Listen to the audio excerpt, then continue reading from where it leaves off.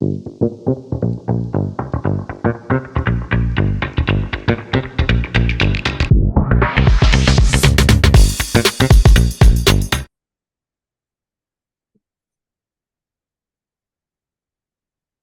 I think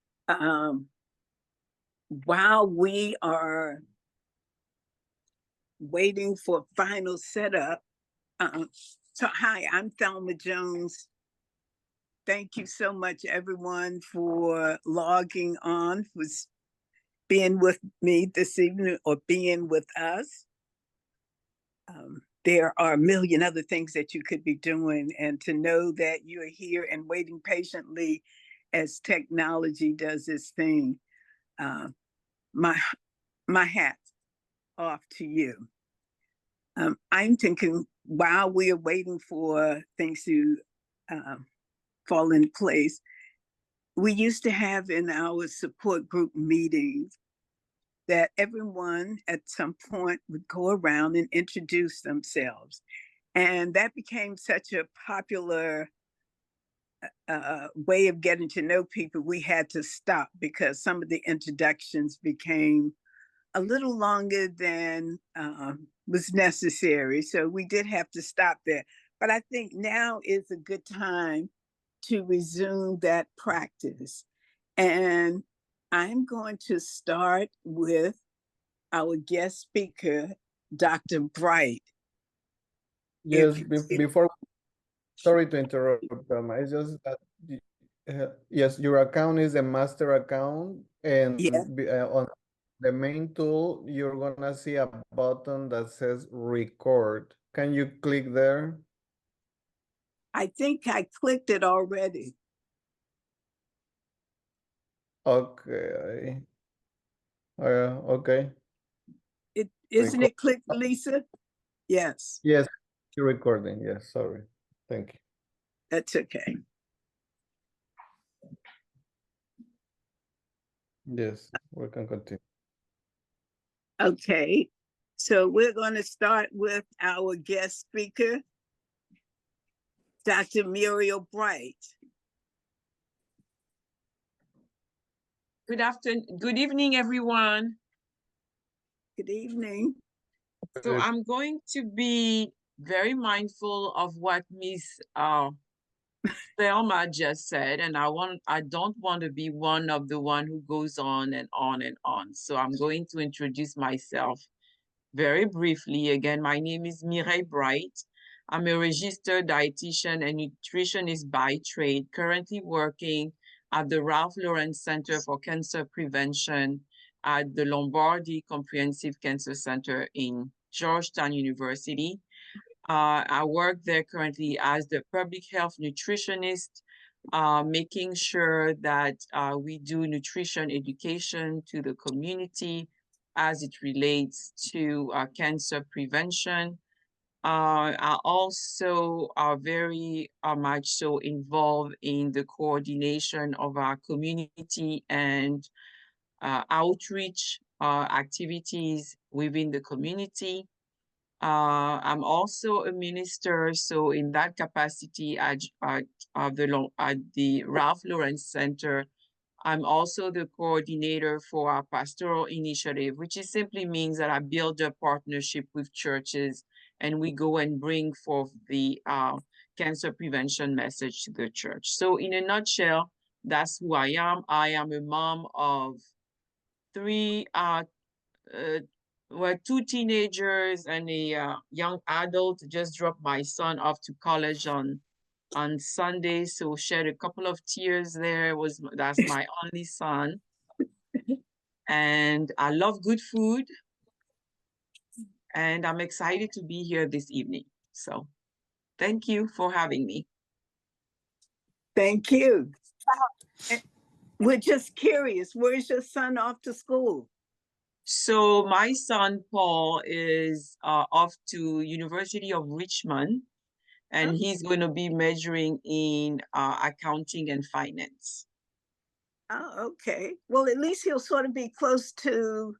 Yeah, exactly. Dr. Shepherd. Exactly, absolutely. You're right. Dr. Shepherd, for those who do not know, Dr. Vanessa Shepherd is the interim founding dean of the school at VCU and was a former employee of Georgetown Lombardi.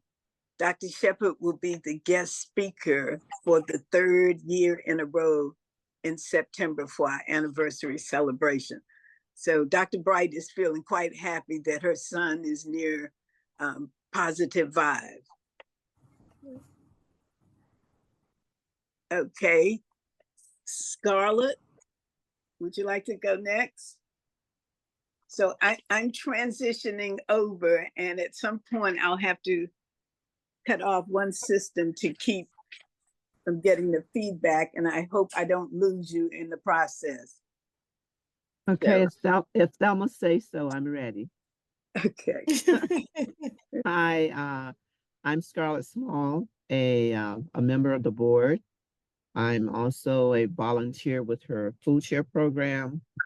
I've been attending the meeting since 2014. Of course, I knew about them before 2014, but in my mind's eye, I had no need to attend the meeting. When I retired in 2013, I met a friend at my senior community center who was going through her second diagnosis of cancer, and she was a little bit bummed about it. And I knew of a resource, and I would take her to the meetings when we met in person before COVID. And I've gotten smarter ever since for every meeting that I've attended. And I have been sort of a light source for other people who have questions, because what I don't know, I call Thelma, I'll refer them to her. So I'm very happy to be here this evening. Okay, we went to high school together too. That's our real claim to fame. And that's in the big city of Snow Hill, North Carolina. And I might just mention that Snow Hill breeds some wonderful products. We are proud that our cousin Don Davis is a member of Congress representing the great state of North Carolina. And Don has been on our calls in the past. So, and hopefully he may join us in September. Okay, and I know not tonight because I saw him at the convention when North Carolina roll call came up. Okay. All right. Thank you. Lisa? Okay, I think I heard my name. Yes, and thank you. And I'm Lisa Baines. I'm Associate Director of Development for the American Cancer Society. And my team does a lot of the events, the local events, especially the big one coming up, which is Making Strides Against Breast Cancer. And that's coming up on the National Mall over by the Tidal Basin on October the 26th. So we're all looking forward to that. And as well, I'll talk a little bit about later on about our really great initiative, unprecedented initiative called Voices of Black Women. And it's particularly a study being done in certain areas on Black women to try to find out why we have so many instances of different types of cancer in women in certain Black women in certain areas. So what is the connection? And I'm so happy to be here. I've known Thelma, it seems like a lifetime now. And I thank you so much, Thelma, for all of your support, personal support, and for what you do in the outreach in the community. It's unprecedented, and you deserve all the accolades that are always given to you. So thank you so much for allowing me to be on this call.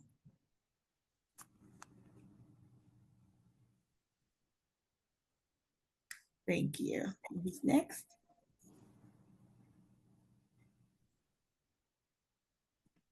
There you go. Mute. Just trying to. Okay, Ian Callender, one of our guest speakers. Sure. Good evening, everyone. My name is Ian Callender. I'm a DC native here, living in Southwest DC, not too far from Miss Thelma, who I've known for well over 10 years now. Some of you may know I'm part of the founders of the Blind Wino project in Southwest off of Delaware Avenue. It's now called Culture House. That is a nonprofit arts organization that we launched in 2012. And I have since launched other nonprofits supporting Black artists and Black curators throughout the DC region, where we provide financial resource and physical space to local artists and regional artists, where they retain 100% proceeds. So, as a philanthropist and a cultural architect, as I like to call myself, we focus on reclaiming a lot of vacant spaces throughout the region, and using corporate resources and city funds to refresh and renovate those spaces to turn them back over to the community, more specifically blighted, dilapidated buildings and lots. So it's pretty much my background, and I'm always available and accessible to engage further. So excited to be here. Thank you. Sherry?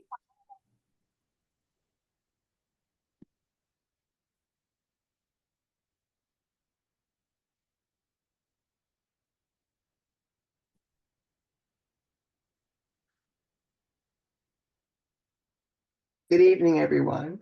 Okay. I am a breast cancer survivor of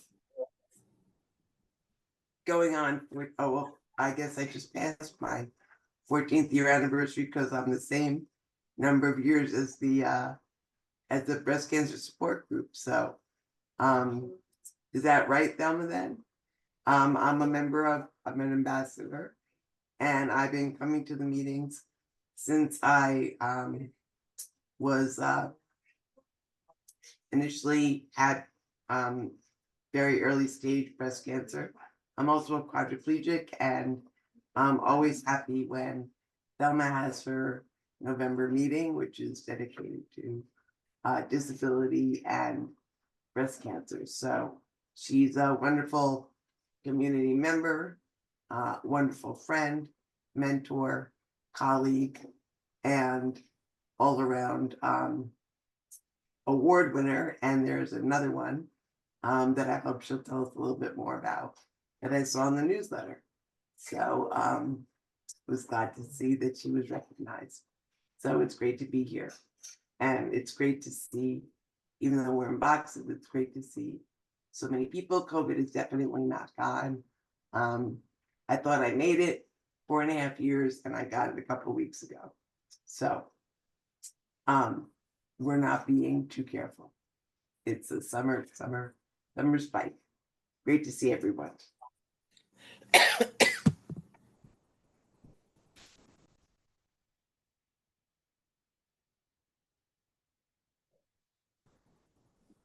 Sandra Rice?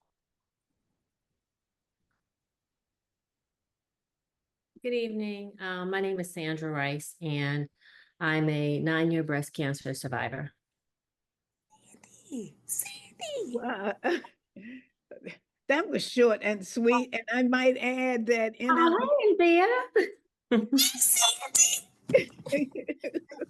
our newsletter, Sandy is our, we are highlighting her as our survivor. And so don't forget to look at that beautiful picture of her showing off all of her abs as a bodybuilder.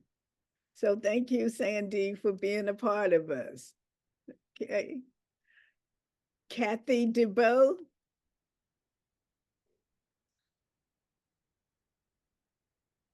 Kathy is the assistant treasurer of the Thelma D. Jones Breast Cancer Fund, and I think she's trying to unmute herself.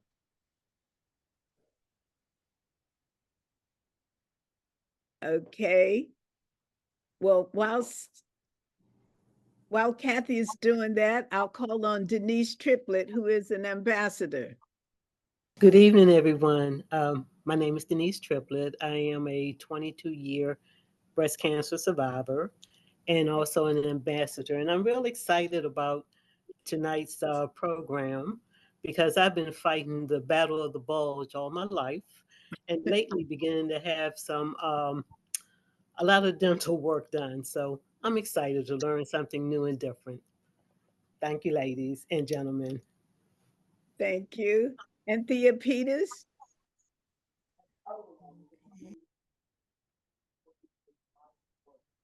Anthea, you're muted. Okay. My name is Anthea Peters. I am a Thelma D. Jones ambassador, and I'm a 27-year breast cancer survivor. Hi, Sandy. I've known Sandy for a while. Okay. And she's an excellent makeup artist.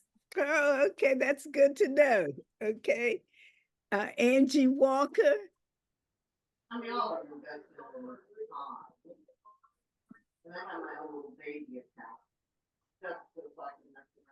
You are muted, Angie.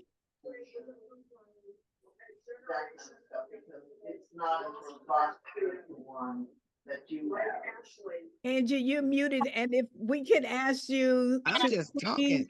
You think I'm at the mute. beach? No, I'm in the backyard. But good evening, everyone. Name is Angela Walker. I am an ambassador to the Thelma G. Jones Breast Cancer Support Group Fund. I am a 26-year breast cancer survivor, and I am just a grateful, happy, thank you, Jesus person. So, enjoy the meeting. Thank you. Just a bit of housekeeping. Can you please mute your phones or your computer if you are not talking to help us avoid the background noise? I'd like to call on Patty Katzen, who is my neighbor across the street. Well, good evening. I'm not certain. Can you hear me? Yes, we can. Oh, good, because there's no picture or anything like that. I'm very flattered to be included tonight. Thank you very much. I am Thelma's neighbor, and I help with the food program. And I'm also a survivor of breast cancer, which I don't think Thelma knows. I don't tell many people. But I am delighted to be with you tonight. Thank you. Thank you. And I should share that many of you know that there were there are row houses in the District of Columbia, or there were. And Patty lives in one of the 5 remaining, well, no, not the 5 remaining, but the house that she lives in is one of the wheat row houses in the District of Columbia that is being preserved through the National Register. So if you're ever down 4th Street, you'll get to see the historic wheat row house. Yeah, knock on my door. You're very welcome. Okay. All right. Bria, thank you, Patty. Bria Hickson. And my favorite thing. Good evening, everyone. My name is Bria Hickson. I am I'm a thriver. Let's just put it that way. I'm a thriver. I have been battling breast cancer since September of 2020. I have 3 young children who started school this week, so that's all fun for me right now. I met Miss Thelma about 2 years ago at an American Cancer Society event, and we have been in communication ever since. I am also the Evelyn B. Curtis Spirit Award recipient for 2023. And thank you to Ms. Thelma for always looking out and providing information to me regarding this journey, because it is all still new to me. And because I am in my early 30s, I am not knowledgeable on a lot of things, and she always provides the information that I need. So I am extremely grateful for her and to have met her. And thank you all for allowing me to attend the meeting today.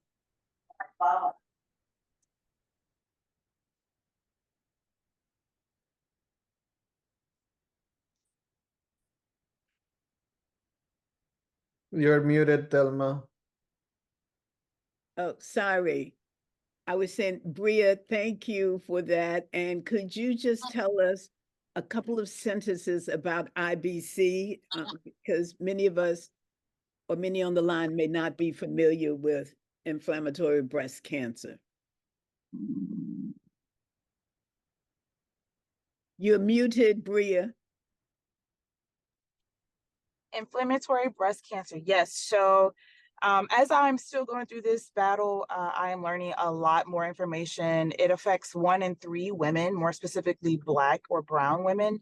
It is a very aggressive disease. By the time that it is diagnosed, it is already advanced or metastasized. And in my case, I had symptoms in April, and by September, I was already stage 4 and metastasized to several places in my body. There is not a lot of information about inflammatory breast cancer.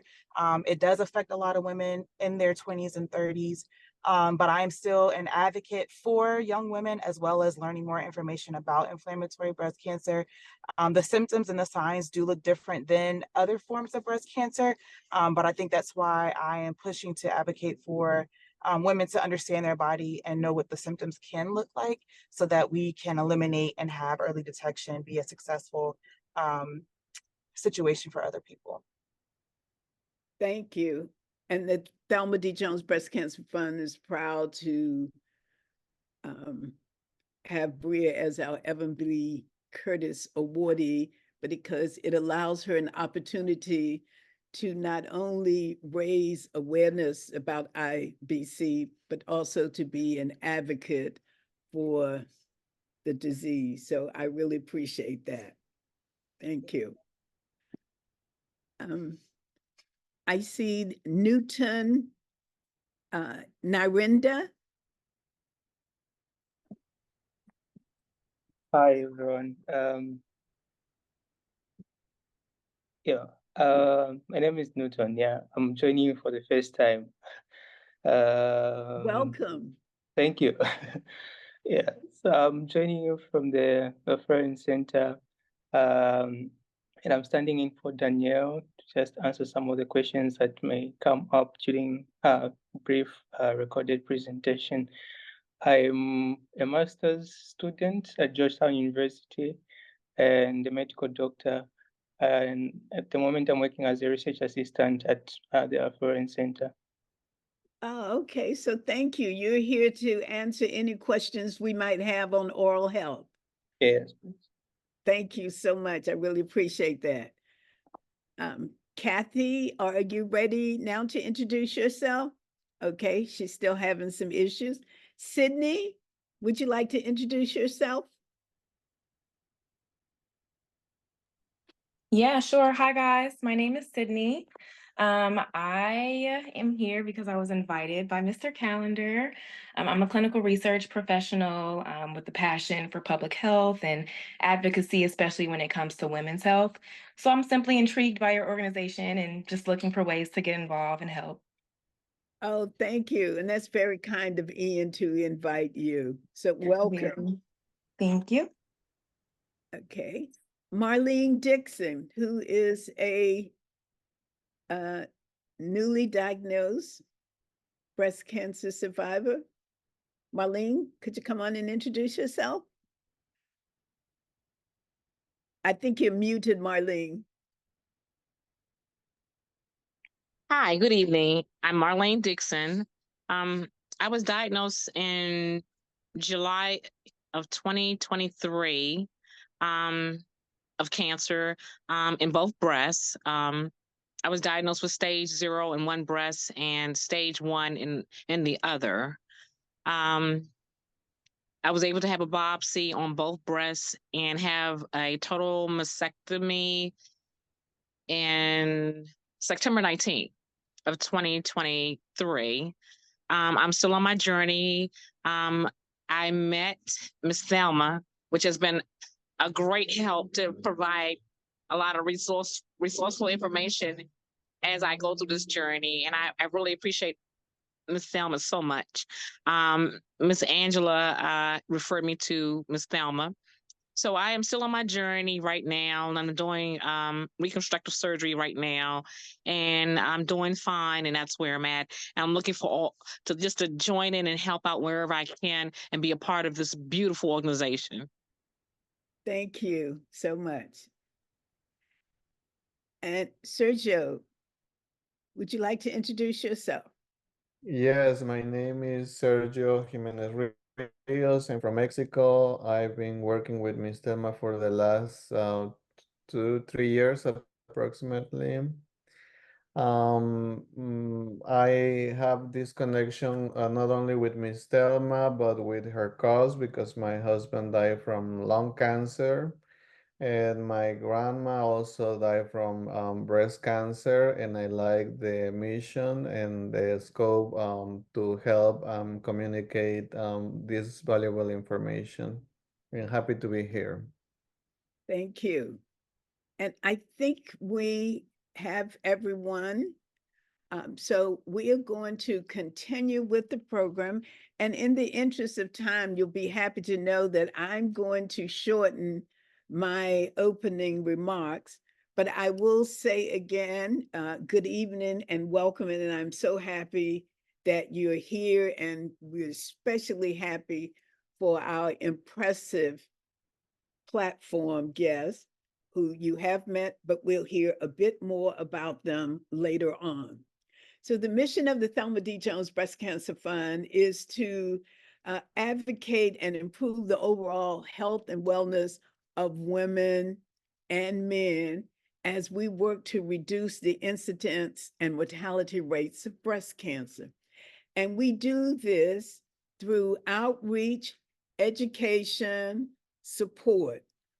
And in that circle, we advocate for a variety of things to help to reduce the incidence and mortality rates of breast cancer. Tonight, and let me just say, we've heard the Thelma D. Jones Breast Cancer Fund has a number of programs and services. I'll just run through them quickly without going into great details, with the exception of our food service program.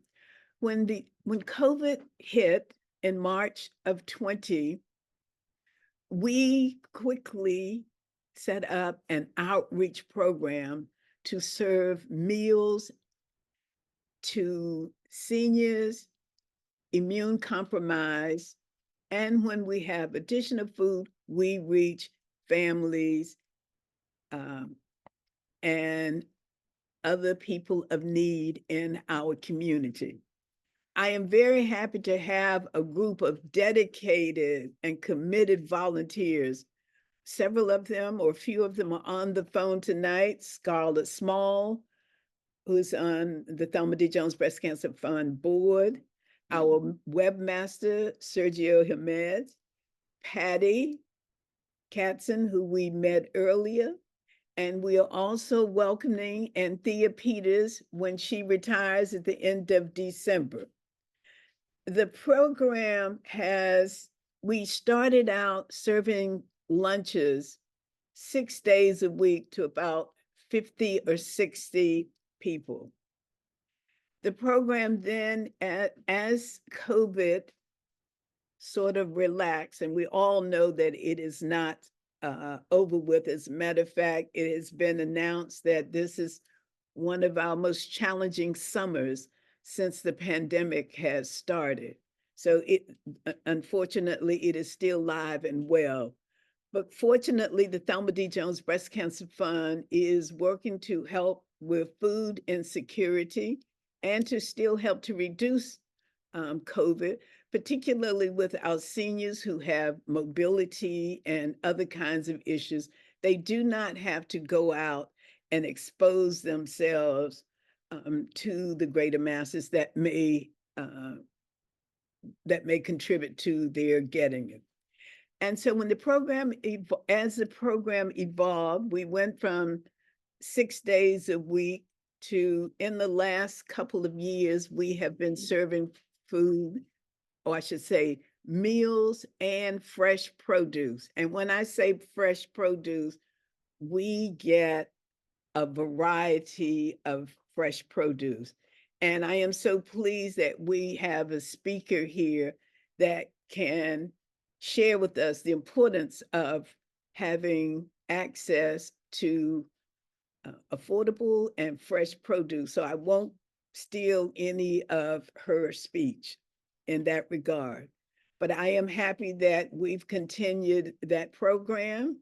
We have distributed thousands and thousands of meals to hundreds and hundreds of people. And we've also delivered thousands and thousands of bags of fresh produce. So I am very happy that we do that. And if at any point, if anyone on this call is in need of lunches or fresh produce, we do it every Tuesday during the lunch hour and also on every second Wednesday. So please feel free to give me a call and I would be happy to arrange to share the food with you because again, it's for specifically for our seniors and immune compromised, breast cancers, or any survivor or anyone living with a chronic disease is of course eligible for the food and we welcome the opportunity to share it with you. Our signature program is our monthly breast cancer support group meeting, which has been going on since April 2010. And during that period, we have only missed one meeting. So we started originally as a support group and we evolved to a full-fledged organization, the Thelma D. Jones Breast Cancer Fund, 2 years later. So as Sherry mentioned, we've been around since April 2010 and as a full-fledged organization since 2012. And so in September of this year, we will celebrate not only the 12th anniversary of the founding of the Thelma D. Jones Breast Cancer Fund, but we will also celebrate my 72nd birthday. And already I can see your, oh my God, she does not look like she's 72 years old. Well, that's wonderful because, you know, looks are deceiving. And right now I don't feel 72, but give me 10 more minutes and we'll see how I feel and look. But thank you for the encouraging looks on your face. And so if you'd like to know more information about the many different programs that we have, particularly like our patient navigation one, or my role as a community health worker, which is helping to ensure that our survivors do not have to deal with a lot of challenges in accessing not only the medical system, but the resources and the support to help them to heal, get well, and thrive. Okay, so feel free to call me if we can help in that regard. And because Lisa's on the line, Lisa with the American Cancer Society, to tell about the work that we're doing with ACS, I will not mention that. But just lastly, I will say that we do our work in partnership with other organizations. I would be remiss if I didn't say that Georgetown University, the Lombardi Cancer Center, is one of our longtime partners. Hence, we are welcome. We're pleased that we have staff here from the Lombardi Cancer Center. Also, I'm proud to say that we have a wonderful partnership with Howard University Cancer Center. Howard University was one of our very first community partners in the early days of the inception of the Thelma D. Jones Breast Cancer Fund. We also partner with the Southwest Bid, who delivers our meals, fresh produce, and support the Thelma D. Jones Breast Cancer Fund in a number of ways, including for the past 3 Septembers, they have sponsored our meeting on male breast cancer survivors and men's health. We also work closely with James Creek, which is one of the most progressive public housing, not only in Southwest, but in the city. Some of you may or may not know that Southwest, which is also Ward 6, has the largest concentration of public housing residents in the city. Most people think it's in Southeast, but no, it is Southwest. We have the largest concentration. And I am very pleased that the Thelma D. Jones Breast Cancer Fund has an excellent relationship with the public housing in Southwest, but especially with James Creek, where we do a number of programs with. So I am going to stop there because I could tell you a lot of things about what we do, but we try to share what we do through our e-blast that many or most of you are signed up to get, and our monthly newsletter that's done under the editorship of Lashana Thomas Walker. So I'm going to stop there, and believe it or not, we're going to have a blessing. We've gone for a long ways into the meeting, but it's never too late to have a blessing. And I am pleased to welcome Angela Walker to give us a blessing. Good evening, everyone, and let us pray. Dear Lord, we start this meeting by asking you for your abundant blessings. We pray for your guidance, your wisdom, and vision as we begin the Thelma D. Jones Breast Cancer Fund Support Group meeting. We pray with open hearts as we support the presenters tonight who will give us information to pass on to those in need and support in our community and around the world. Lord, this is Philanthropy Month, and what you have so generously given us, the hearts of giving, we thank you for the love and human kindness, Lord, that we can give back to those in need, our fellow man, with gifts of love, money, our time, skills, and the time that the presenters are giving of themselves this evening. We boldly ask that you would pour out your richest blessings on this meeting and each attendee. Amen. Thank you so much for that warm blessing, Angela. And tonight we have 3 or 4 great topics, one of which Angela mentioned specifically. So tonight we're going to focus a bit on philanthropy, and then we're going to take a deep dive into healthy eating, as well as we're going to learn quite a bit about oral health. And of course, we're going to hear from our partner at the American Cancer Society. So Ian, we're going to bring forth Ian Callender, and I'll just tell you a little bit about Ian. He is a first generation Washingtonian. You know how proud Washingtonians are to be able to say that they are Washingtonian. So he's the first generation, and he's a Southwest resident. And he calls himself a cultural architect, and he'll define that for us. So Ian is a graduate from DeMatha Catholic High School in Hyattsville, Maryland, where he studied computer engineering and information systems and technology at Drexel University in Philadelphia. And he is also a sneakerhead. I'm going to let him tell you that as well. And Ian is a 2022 Washingtonian of the Year. So if you haven't seen a copy of the Washingtonian special with the 2022 stars in it, you'll want to get a copy of it. He is also an entrepreneur of Sandlots and maybe a couple of other places. I will let him tell you about that. But so one of the things in this part will be a little bit of conversation. So you can please share with us about the philanthropic efforts that you have going on.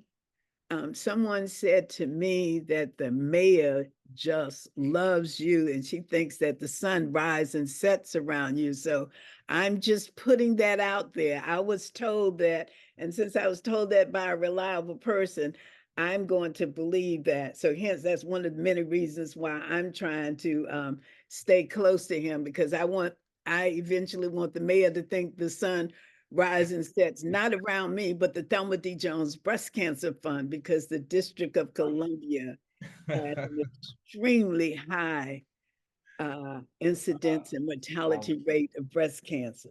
So with that, I'm going to let you talk. And if you could just also tell us how the arts can be more integrated in the breast health arena. So Absolutely.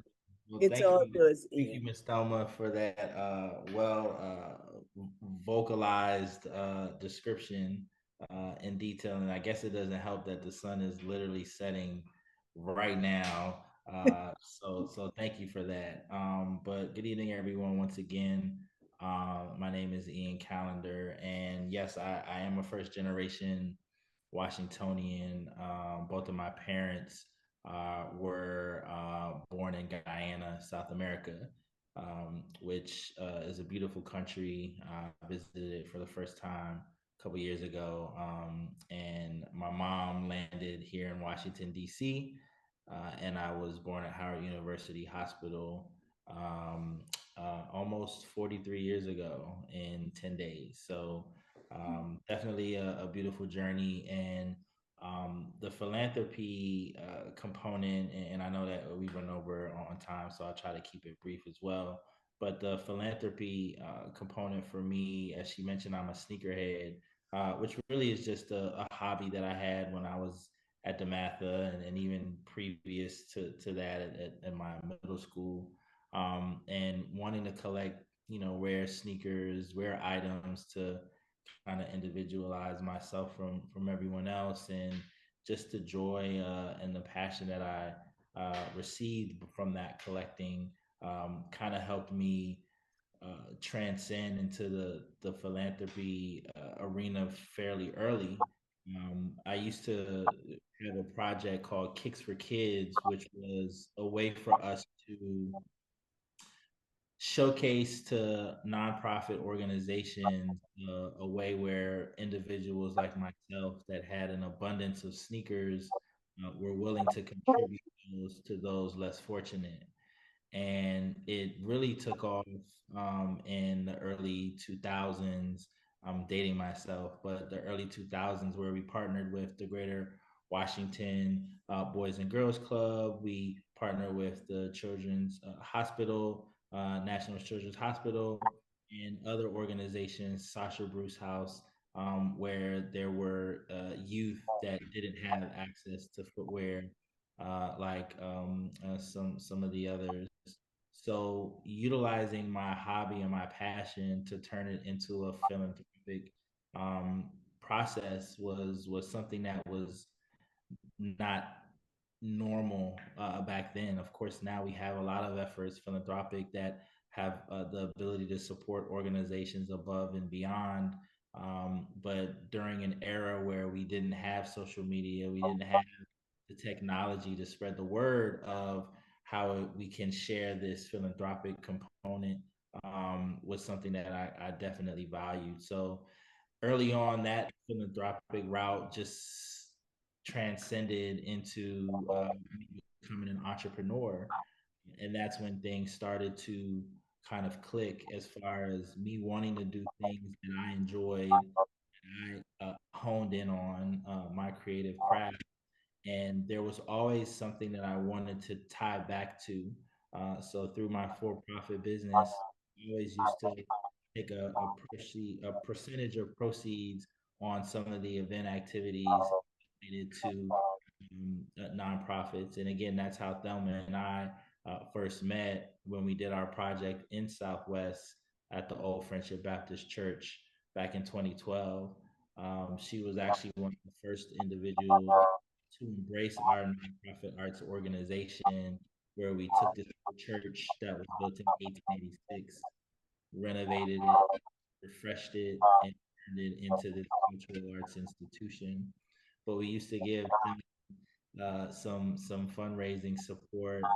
We definitely donated the building a few times for her to host some receptions, and we just created this. And through that bond, what I learned was more of breast cancer, and obviously breast cancer awareness activities, and then just doing my research. And then obviously, as time went on, there were people that were experiencing breast cancer and really wanting to support however I can, especially those on this call as well. We want to find unique ways to give back, and that was through the arts. So we learned that art is a universal language, a way where people can assemble in an environment and have the ability to share in their stories, but also share in their fundraising capabilities. And art, evokes emotion. So we know that being in an environment that is very inspirational, either through the artists or through the art they create, feel that those are fundraising mechanisms to do auctions and to do other type of things where generated to then later go on to the Thelma G. Jones Fund as well. So there's a lot of, I guess, unique ways to uplift communities. The arts has just been a space that I've been in for over the past 25 years. But I think that, as Thelma mentioned, the arts is such a unique category that there's so many ways to introduce the arts where it's not duplicated or duplicative, if that's the right word, but definitely something that could transcend into something that's super special in its own route. So um, beyond that, a lot of the other entrepreneurial stuff that Thelma mentioned, we did create another nonprofit from the success of Blind Wino, and that's now called Arena Social Arts Club. And what Arena Social is, it's more of a spinoff from Blind Wino, now Culture House, and we wanted to focus exclusively on Black artists and Black curators because there really hasn't been a space for local artists to be housed, let alone receive financial stipends, let alone receive studio space to create pretty amazing dynamic pieces of artwork. So this is a way for us as a nonprofit arts organization, Arena Social, to give back to the community, knowing that, especially the Black community, knowing that only 4% of the artwork that's out in the private and public institutions currently are from Black artists. So that's a huge deficit, but over time, through our program and others as well, we'll be able to overcome that. So that's pretty much like my spiel on the philanthropy journey that I've had. And again, super supportive of Miss Thelma and everyone on this call. Even though I don't know you personally, I hope that there is a moment in time where I can meet you in person and share in our journey, and you sharing yours as well. And with that, I'll give it back over to Miss Thelma and feel any questions. I don't know if this was like a Q&A thing or not, but anytime Miss Thelma asks me to do something, my answer is always going to be yes, just so y'all know, okay? Because she be running things. But yeah. But Miss Thelma, I'll pass it back over to you, and I'll hang around for a little bit. Thank you so much, Ian. And your statement was recorded, so I hope you mean what you said. And of course you do, because you have been a big supporter and you have helped to sponsor some of the events that the Thelma D. Jones Breast Cancer Fund have produced. So thank you so much. And thank you for the many philanthropic efforts that you are doing to raise great awareness of the arts in the District of Columbia, and particularly arts from Black artists that are suffering and really need and appreciate your help. I should mention that the Thelma D. Jones Breast Cancer Fund has been focusing on Black Philanthropy Month now for a number of years. Tracy Webb, who was one of the longtime friend of mine and a former board member of the Thelma D. Jones Breast Cancer Fund, is one of the founding architects of Black Philanthropy Month, or BPM. And I won't go into the great work that happens during August, because August is Black Philanthropy Month. But once you get a chance, again, this is shameless promotion for our newsletter. LaShawna Walker has done a wonderful job in writing up information about the origin and evolution of Black Philanthropy Month. And it's important that we know that there's a lot of ways that we can be a part of the philanthropic circle.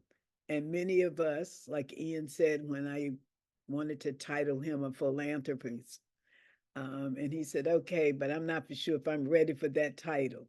I understand because you truly are, and more than you realize, and more than what you've said, has got that message across to the audience here.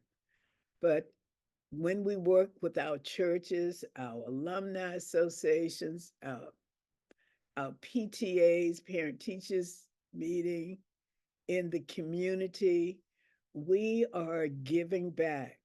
And the history of philanthropy with people of color goes way, way back to slavery. We've always been a giving and resilient person. So thank you all for all of the philanthropic work that you're doing to help to improve the lives of so many others, particularly BIPOC and our people of color. So thank you again, Ian. And I will have time if there's just one quick question. So you were so great that you answered everyone's question. So thank you, Ian, and thank you for inviting Sydney. And Sydney, I look forward to talking to you more to learn how you can get involved with the Thelma D. Jones Breast Cancer Fund. Myself as well. I'm really excited to see how I can chip in. So definitely want to follow up on this conversation with you all. And thanks to everyone for sharing their stories so openly. Thank you. Thank you. And now, as we are moving along, we're going to our next speaker is, so let me just say, in order to be a part of any movement, and since this is Black Philanthropic Month, in order to be a giving person, one of the things that's important is that we are healthy. And we, as a race of people, do tend to, quote, fall off the wagon at times in terms of what we're eating and putting in our bodies. So I am so happy to have Dr. Bright here, who will let us know that what we put in our bodies becomes a part of who we are and what we are able to accomplish in life. Because if we're not healthy and feeling well, it's going to be difficult for us to volunteer or work for our livelihood or do anything. So, and I'm just going to tell you a bit about Dr. Bright before she gives her wonderful presentation, which I've had the pleasure of already seeing the slides. So Dr. Bright earned her PhD in community nutrition from Howard University and her MPH in health promotion and disease prevention from George Washington University, both, as we know, are here in the district. She received her BS in nutrition and dietetics from Loma Linda University in Loma Linda, California. She holds a joint certificate in pastoral studies from the Quebec School of Evangelical Theology in Montreal, Canada, and Laval University in Quebec, Canada. And lastly, she is currently a public health nutritionist with the Ralph Lauren Center for Cancer Prevention at the Lombardi Cancer Center at Georgetown University. So welcome, Dr. Bright, and I look forward to hearing about your presentation on nutrition and healthy eating. Well, thank you, Miss Thelma. I'm really and truly humbled to be among all of you this evening. And so it's an absolutely pleasure and blessing. And my hope is that this few minutes that we have will be helpful and insightful. And just to piggyback a little bit on what Ms. Thelma was saying before she began to introduce me, and thank you for this introduction, is that definitely health is part of our assignment, right? Each one of us has been given an assignment, and unless we are healthy, completing the assignment will be challenging, but we can come back to that. So I wanted to find out if, I'm sorry, I don't remember the name of the gentleman, but are you going to put the slide up for me? And so. Yes, right now I'm not appointed as the host. Mrs. Scarlett has been appointed as the host, so I'm gonna share the link on the conversation, and she can click on. Is the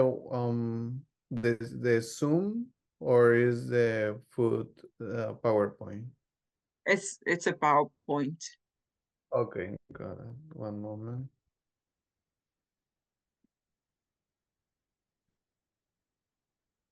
Okay, copy link. I'm gonna put it on the conversation. Is the second link, Mrs. Scarlett can click or on that link, or you can point me as the host, whatever this is here. Is the PPTX, and then we can click on share screen.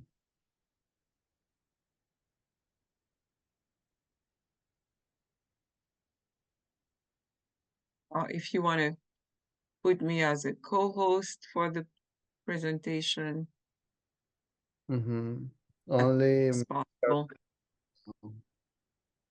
I said, while they're doing that, I wanted to briefly thank Ms. Perry Hamlin for welcoming me into her home at the last minute.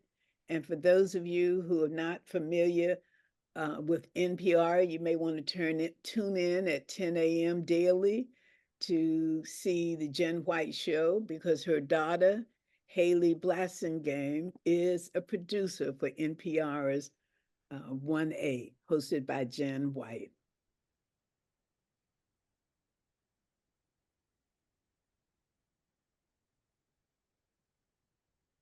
Are we okay with the technology, or are we still?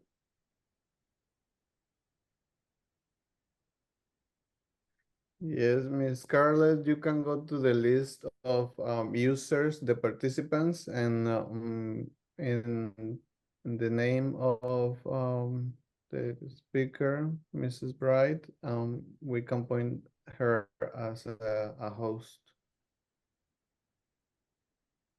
Okay, and while you're doing that, I want to share about the Southwest Neighborhood Assembly's Education and Scholarship Task Force.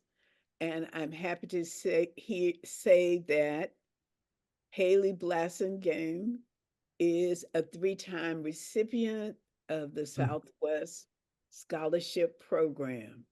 So when we invest in our youth, we see a very high rate of return. Ms. Bright, you are now the host. You can share the screen. Okay. Thank you.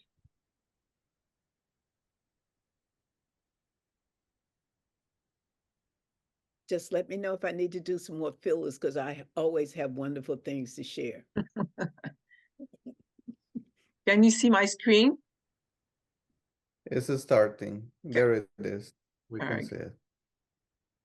All right, so now.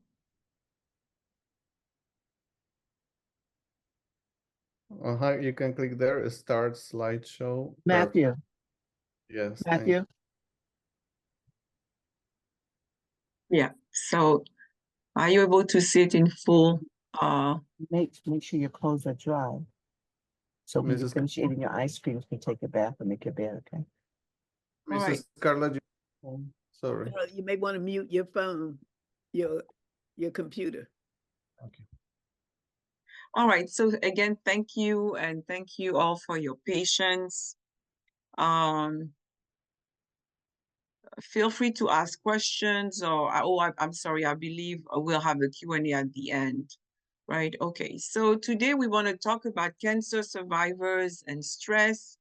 And the question is, what does nutrition have to do with it, right? And so that's the question that we are going to try to answer today. So the objectives for today is, just in one slide, going to remind us what cancer survivorship is, what are some of the stressors that cancer survivors go through, is there an actual and a real relationship between cancer and stress? Again, what does nutrition has to do with anything? And what can we do in terms of nutrition specifically? And also discuss some of the nutritional deficit that can be seen in cancer survivors, and hopefully we'll get a chance to debunk some of the nutritional myths that are related to cancer. And then finally, we'll go over some recommendation for cancer survivors specifically. So what is a cancer survivor, or who is a cancer survivor, should I say? A cancer survivor is a person who has, the minute you diagnose with cancer, you become a cancer survivor, a person living with either with the disease or that has been declared free of the disease. So there are actually 3 stages of cancer survivorship. One is the acute, from the time of diagnosis, even going through active treatment, extended survivorship, and then permanent survivorship, as I've heard so many of you share your story and how long you've been a survivor. Can stress cause cancer? Right? There are definitely mixed responses, and there are mixed studies looking at stress and the relationship to cancer. We know that chronic stress can lead to many health problems, but is there a real connection or relationship? And fortunately, the relationship is not clear. And for as many studies that you may find that will say that cancer and stress are related, you could also find some studies that would say the opposite. So there's a case study that was done with Canadian men that found that there was an association found between workplace stress and prostate cancer specifically. There was another study of 100,000 women in the UK that reported, however, that in terms of breast cancer and perceived stress level, that there was no association. Another meta-analysis of 142 studies in the US also found that stress was associated with a higher incidence of lung cancer. So also, even in terms of different type of cancer, the relationship between cancer and stress may or may not be seen. So, but as to date, we are not able to clearly say that indeed cancer is directly correlated to stress, right? And so again, when that happened, that means that we need to do more studies, and that we should, we would want to repeat some of the studies that have already been done to make sure that, we get the same result. But until then, at this point, we consider that the relationship is still unclear. And so therefore, if there seemed to be a relationship or correlation, it would mostly not be direct, but more so indirect, in the sense that maybe someone, because of the, were prone to getting cancer, for example, or had a strong genetic background for cancer, and then that plus stress may have caused, or may not have caused, but maybe contributed, or the environment may have been conducive to for the cancer to develop, but we cannot say that, stress causes cancer.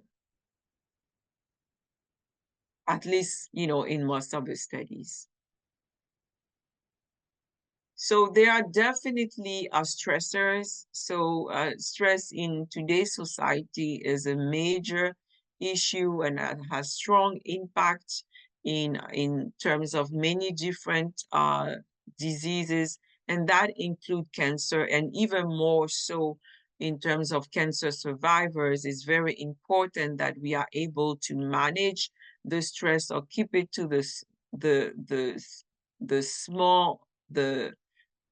to the smallest possible, because we know that although there's no direct relationship between stress and cancer, because there is a history of previous cancer, there's the understanding that the person can be immunocompromised, or the person immune system can maybe weaker. So we want to avoid additional stress on the body. So when we are talking about survivors, and depending on depending on where you are in your journey, some of those what I will share may apply or not. So even the fact that a person is diagnosed with cancer, that initial diagnosis causes additional stress. The fact that you have to go through complex and multi-step treatment, while you're going through treatment, that also brings on additional stress. Even the fear of recurrence can cause, additional stress. Even whenever, even in terms of survivors, whenever you go for your yearly or 5-year checkup, there's always that lingering fear. Are they going to find something else? Is it going to be a clean bill of health, or are they going to find something? So that, in itself can be a difficult factor. And that's why, again, it's important to find ways, and we're going to talk about that, find ways to make sure that we keep stress, to a minimal, although we're not always able to eliminate stress completely out of our lives, but to minimize it as much as possible. Then there are things like financial burden, that can come and add additional stress to people. Our current, even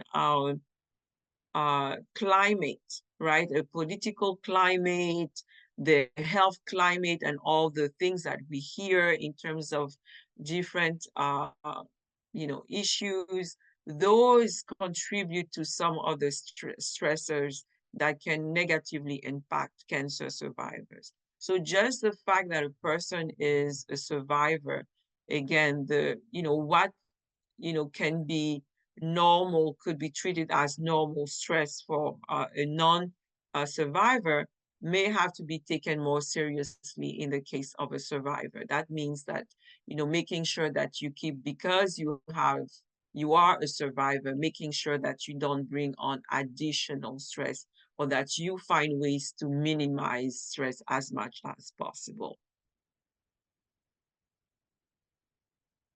So what, in terms of stress, even the physiology of stress itself and what it does to the body, and in terms of people who have cancer specifically, and in this case is really talking to the person who is going through, has recently been diagnosed and is going through treatment, has started treatment, and what is going on in the body. So when, there's stress, additional stress, that increases glucocorticoids. And in simple terms, glucocorticoids are a type of steroid hormones. And steroid hormones have also play a role in terms of balancing stress, in the body, and also has an impact in terms of anti-inflammatory processes. So when you have stress, that will increase, the release of some of those steroid hormones. And in turn, that will create a decrease in apoptosis. And what apoptosis is, that in our body, naturally, our body has been designed by the creator to get rid of, abnormal cell. It's something that happens on a regular basis. The body does it when you in a healthy body, that will occur, on a regular basis. And that's a good thing because we want the body to get rid of some of those abnormal cells. Unfortunately, when there's too much stress or, a person is under a lot of stress, because of the release of some of those type of steroid hormones in the blood, then that's going to reduce and decrease the apoptosis. That means that those cells, instead of being those dead cells, instead of being discarded, there would, that process will not be able to occur. So there are actually, there will be more abnormal cells compared to when, your body is not under stress. So then combine that with, potential for metastasis, for example, that will also tend to increase sometimes the resistance to chemotherapy. So as you are, for some of you are, as we're saying that you are in treatment or been newly diagnosed, it's very important that you we find ways and avenue for you to stay as calm as possible and to avoid stress as much as possible. And that can be challenging.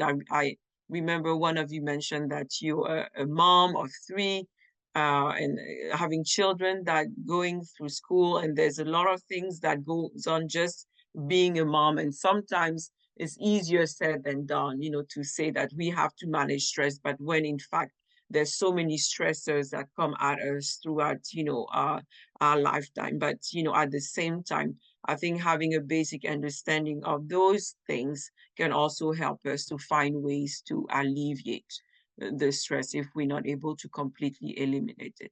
So one thing, because this, I want to be mindful, and Miss Thelma told me that was, to make sure that I wasn't too long. So what does the nutrition has to do with it? I want to use this phrase that we know that nutrition is actually medicine, right? And so unfortunately, in today's mindset, we don't always think about food as medicine, but food was designed to provide us with the nutrients and to provide healing for the body. And even, a lot of the medicine, the current, medication that is being used is produced out of plants, is derivatives of plants. So that means that the potential for food being, the number one medicine is still there, is still valid, and more people are coming back to that realization that, we need to make sure that we eat and consume the proper amount of food, because food is our first medicine, right? So I want to, in the interest of time, I wanted to talk about some of the nutrition myths that are around food, and some of the things that we may not always be aware of. But just before we go into that, in terms of some of the things that can impact cancer survivors and even non-cancer survivor, is that obesity negatively impacts breast cancer. Not only survivors, but even in terms of there's higher breast cancer risk is higher when the person is obese. So obesity has been correlated with an increase in breast cancer. And that's also the case in terms of survivor. There's malnutrition also and weight loss that tend to also negatively impact lung cancer survivor. And when I'm talking about malnutrition here, I'm talking about both end of the spectrum, because somebody who's undernourished is considered to be malnourished, as well as someone who is also overnourished, right? That is also considered malnutrition, right? On both ends of the spectrum, there's, we consider that there's malnutrition, that the person is not able to nourish themselves appropriately. And then in terms of even muscle loss, that also has an impact in terms of colorectal cancer survivors.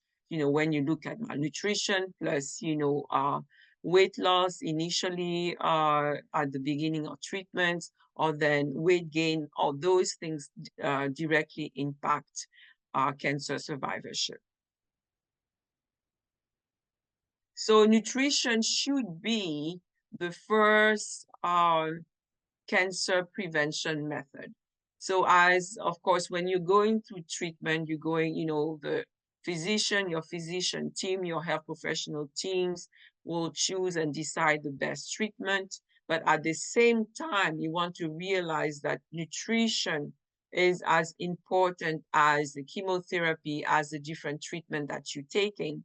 And after, beyond the treatment phase, that nutrition should always be at the forefront of cancer prevention. So we understand again that there's a variety of food that is available, but as we are studying and examining the relationship between cancer and diet, we understand that as of today, a plant-based diet, a predominantly plant-based diet, is the recommendation for cancer prevention and for preventing and at least, preventing further other types of cancer in terms of survivors. So anything that, that is coming from the ground, right, that is as natural as possible is our recommended choice in terms of cancer prevention. So a diet that consists mostly of fruits and vegetables with limited dairy, depending on even the tolerance, and I can talk about that a little bit more. Making sure that the diet is lower in processed food, lower in alcohol. Some of the studies in breast cancer are showing that, one of the reasons why there is an increase in breast cancer among younger women is because of a relationship with alcohol. Like some of the younger women that are drinking more even, than compared to the older women. And that's alcohol actually has been attributed to some of the increased rates in terms of breast cancer in younger women. So we have to be mindful of our dietary behaviors. So what are some of the cancer myths I believe are important to look at? Is one that I hear often is that, does eliminating sugar will starve cancer cell? So would you say that that is truth or that is myth? And you can, unmute yourself and give me your answer. Does eliminating sugar starve cancer cell? Truth or myth? It's probably true. Read it. Yeah, I've read that. All right, so we'll see what the answer is. So we're gonna go through them and then I'll go back and give you the answer. Okay, so eating fat makes you fat. No. Truth or myth? Myth. Okay. Frozen produce isn't as healthy as fresh produce. That's not true. Okay. True. Not true. Not true. I think it is because it's flash frozen. It's supposed to retain the nutrients. I've read. Juice I cleanses. concur. I'm sorry. You No, concur? I concur. Okay. Juice cleanses and detoxes are good for you. Your body's supposed to have its own natural detox, but I know a lot of people use it. Okay. If you're eating the right things. Yes. You can prevent cancer with superfoods, and we're going to talk about what we consider superfoods. I think you can reduce the risk, but I don't know if you can prevent it. Okay. Because if you're genetically predisposed, or that's a good point. Because you carry the BRCA gene, so sure. May be able to delay, right, the onset of the disease. So eating late at night causes weight gain. Yes. I think so. Yes. I know so. No, I think that depends on the You know, when we say late at night, suppose you are working at night. So that's a iffy, you know, like, but if you eat and you laying on it, that's something different. That's it. I think it depends on the circumstance.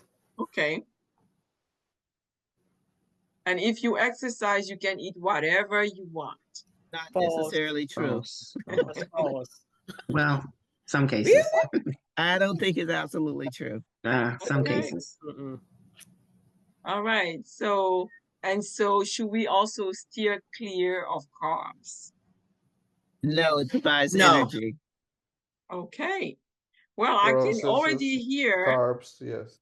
that this is a knowledgeable crowd. So now let's go and see some of those. Oops, and I wasn't. So I'll explain as we go. I thought it was going to come one after the other, but something happened here. So the first one, that's eliminating sugar. Well, no, eliminating sugar will starve cancer cell.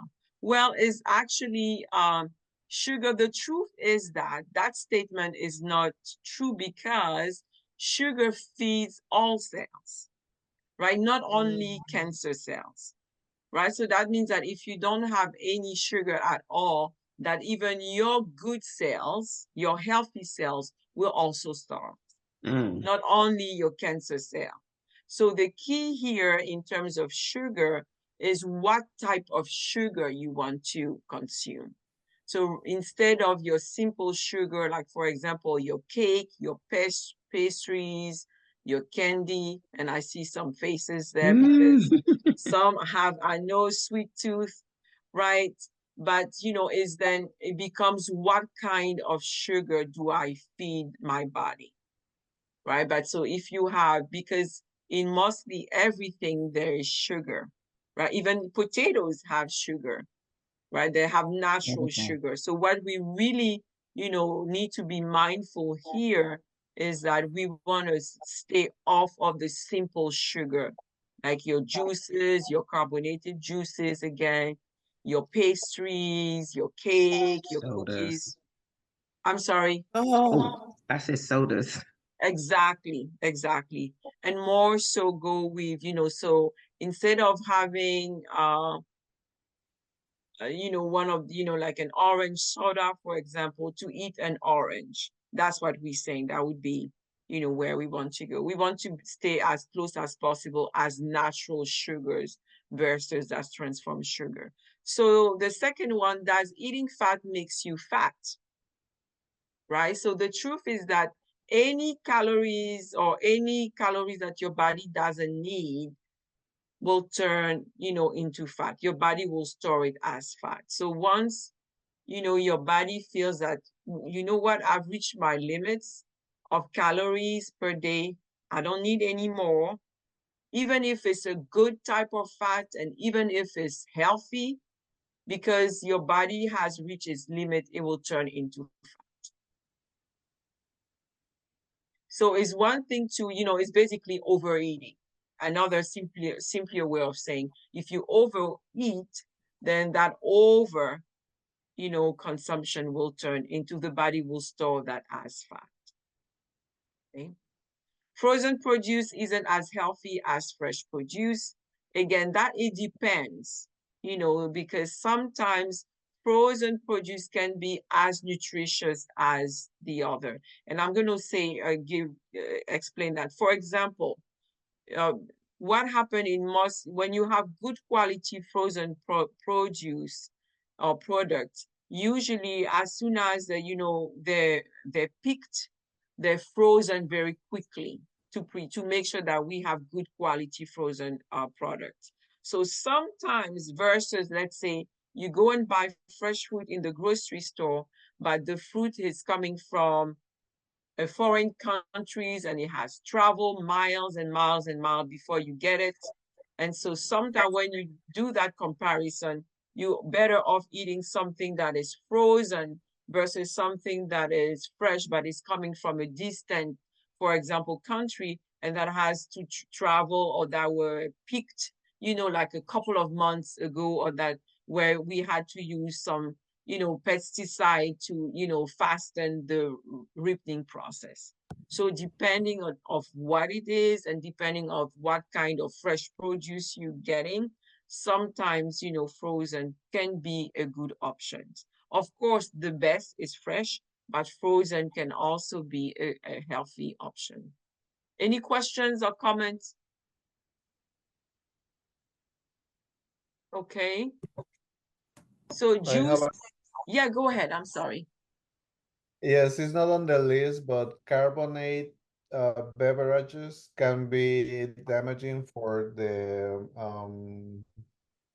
colon. I heard that. Is that true? Yeah, Not yet. absolutely. Yeah, because because of the content, often the high content of carbonated products, right? And so think about, even when you're drinking a Coke, for example, Coke has about 16, it depends of how, the quantity, but about 6 ounces of Coke has between 12 and 15 teaspoons of sugar. So if you know, so then, plus it has other compounds in it, things like even a corn syrup, high fructose corn syrup, which the body doesn't recognize as food, right? Because it's being transformed. So because of some of the additives and what they put in the product, we want, as much as possible, stay away from the carbonated beverages as much as possible. Juice cleanses and detoxes are good for you. I had a question. Oh, I'm sorry. Go ahead, please. But I'm feedback. Oh, hi. I'm off camera. But I had a question about, because I eat a lot of fruit, thinking that I'm being healthy. How do you have any tips on how to determine, other than if you eat local, like go to farmers markets, which I actually recently heard that those can be more, the fruit might not be as good because it's not FDA, under the FDA. The FDA approved. Approved, right. Everybody thinks farmers markets is so great, but it's not FDA approved necessarily. But what I was wondering, how can you tell if you go into the grocery store whether or not the fruit has traveled? Yeah, so they have there is a often on the fruits you have a label. There's like a little round label. And usually the code, and I can look into that a little bit more, but usually once you look at the code, it will tell you even, if pesticide was used on the food or if it wasn't, and it will give you also some indication in terms of where it's coming from. So, and you are right in terms of the assumption is that when you go into your local markets of food markets, right, you buying locally because it's local. That means it's closer to you. So we want to believe that you're getting the produce as fresh as possible to the time when it was picked. But again, there is the is the farm FDA approved? That sometimes that's, we may not have that information, right? So that's, that's a dilemma. That's a dilemma. One of the ways that sometimes people solve it is by choosing to buy organic products, but those can be very expensive, right? And at the same time, organic doesn't always mean that it's free, 100% free of any pesticide. It just sometimes means that certain types of pesticide are not used. So that's really a a question. If you can find, if you can, go online and find information about the farmer of a farm where you're going to, that's, that's one way, or even to ask, although I can be maybe a little bit uncomfortable to go and buy some, some produce at the local farmers market and asking, is your farm FDI approved? But it's a question that you can ask, Yeah, hope they tell you the truth. Exactly, because they can say yes when in fact they are not. So the other thing that you can do is to make sure that you wash your produce thoroughly, properly, and that you also cook them properly. But it is definitely a dilemma in terms of not having, all the farmers, especially the smaller farms, having, that information available to you. But if it's a place that you going, regularly, I'm wondering that if, I'm wondering if the FDA should have that farm. I'm sure that there would be a way to find, and I can look into that, finding a way, how can we make sure that the farmers market where we go to is approved? That would be information that the USDA would have, so I'm sure that there is a way that we can find that out. And I'm more than happy to, do a little bit more of digging and seeing what I can come up with. Thank you very much. You're welcome. The other thing is that when we're talking about juices and detox, we want to be careful in terms of overdoing it, right? Because and even what are we using for detox? Some people get headaches, going through the detox. Some people get nausea. So you want to be careful in terms of doing cleanses. I'm not against cleanses or detox, but they have to be done in a wise way. And certainly if you have pre-existing health condition, you want to be even more careful. So I'm sorry, is there a question? Oh, somebody has their hand up. Yes.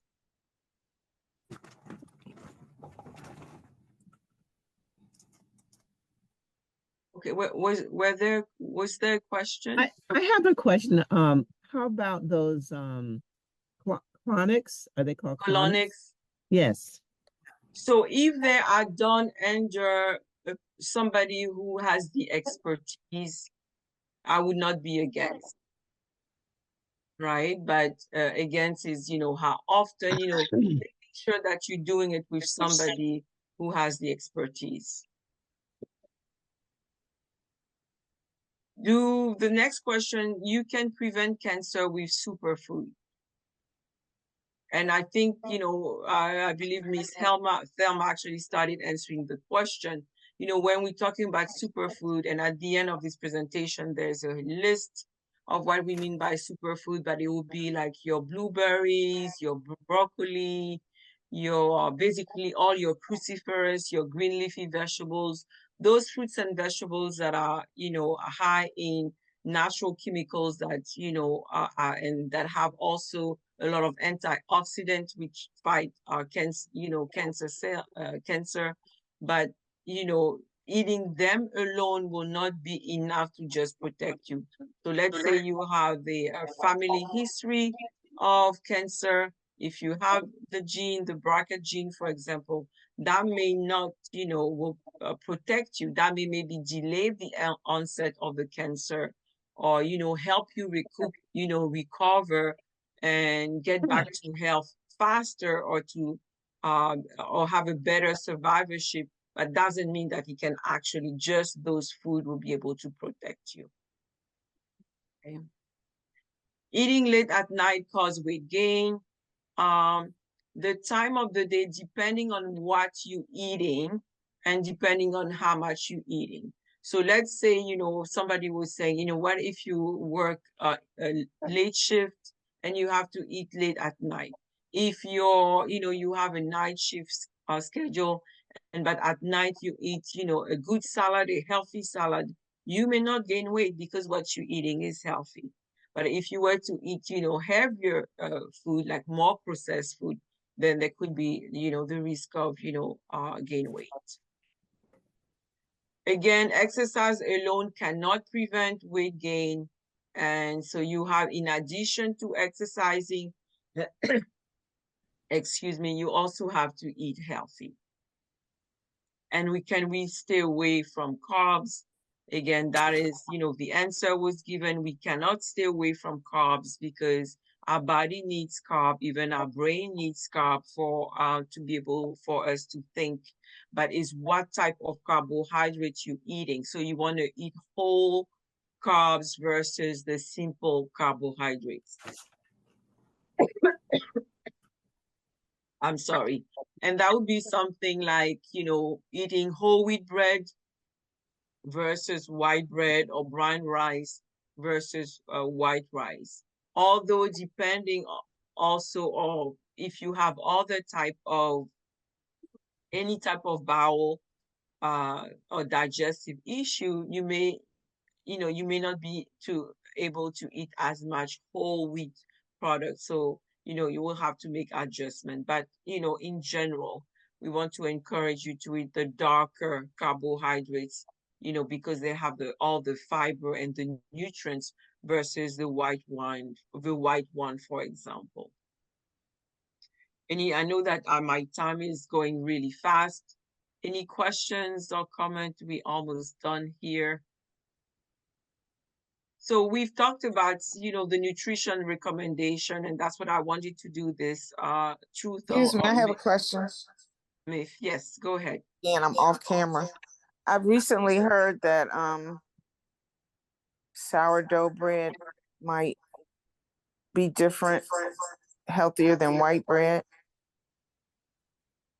So definitely that the idea is that, again, the darker, in terms of, wheat is better, because when you eat something like white bread, for example, they've taken out all the nutrients. So you're basically just getting, starch. That's all you're getting. Versus when you're getting whole wheat bread, you have, all the nutrients and you have the whole grain. In terms of sourdough, I'm thinking that it's probably because the sourdough will maybe act like a probiotic, right? And in terms of your gut health, it will be helpful versus then just the comparison between, white bread and sourdough bread. But I'm thinking that the reasoning behind could be that because it could, help in terms of your gut health. Thank you. You're welcome. I have a question. Depending on if it's a high quality, a good grade of olive oil, I understand in many countries, particularly the Mediterranean, it that they have a shot or a spoonful of olive oil daily? How effective is that? Okay, so definitely olive oil is one of the best oil.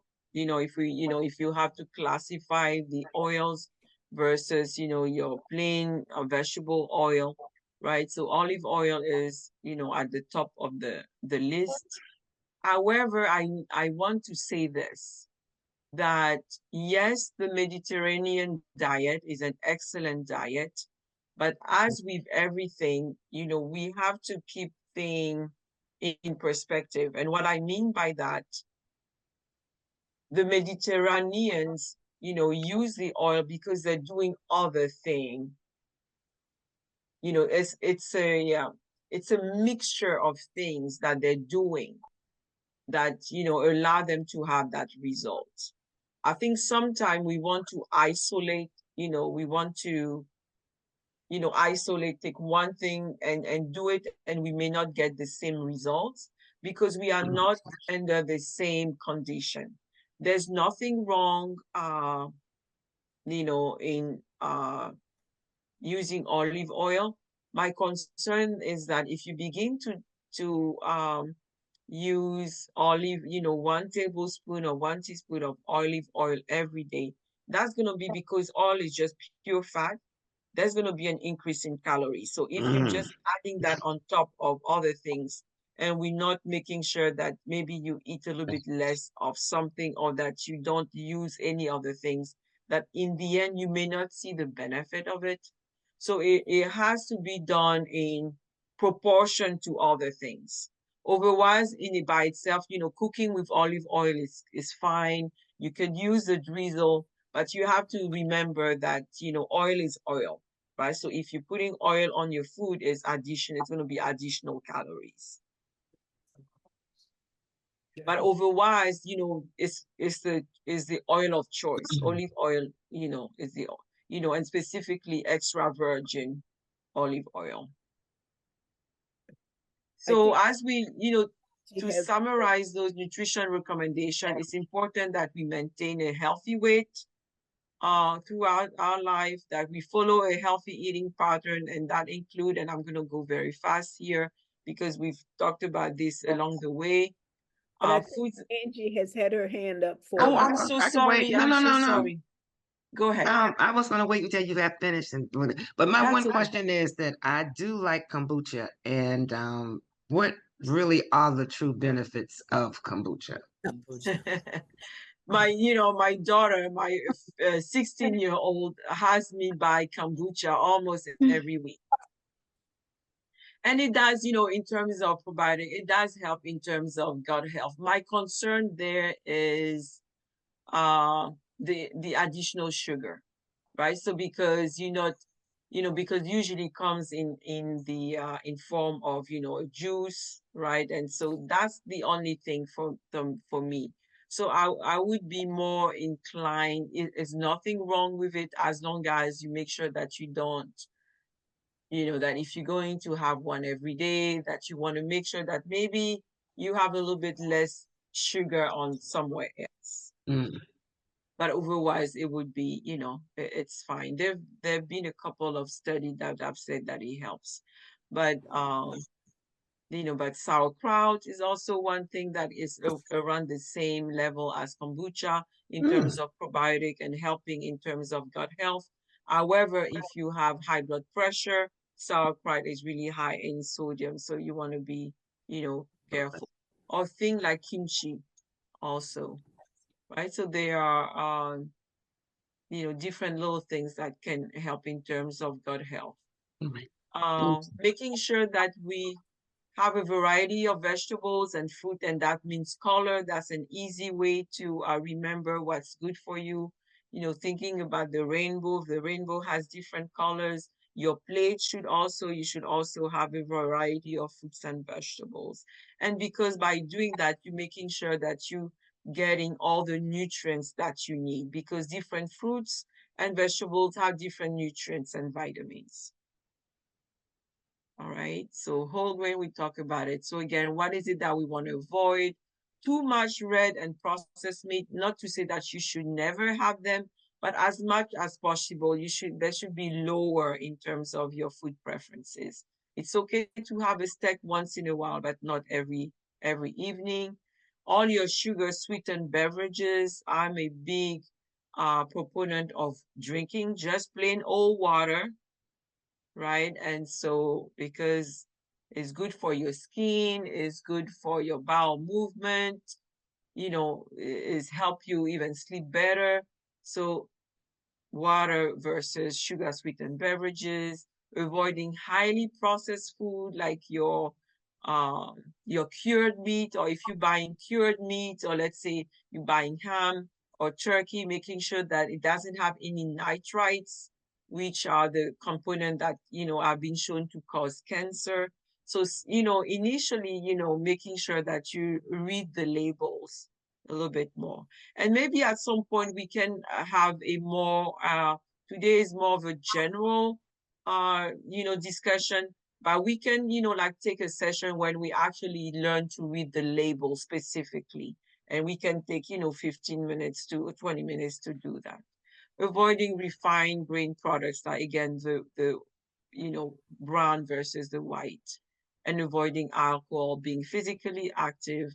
And I have here a grocery shopping guide that has all your superfood that that are recommended, that we're encouraging. You can, if you have your phone, you can scan the QR code, and that will guide you directly to where I got that. So if you wanted to take a picture or scan the QR code, you could access that that form.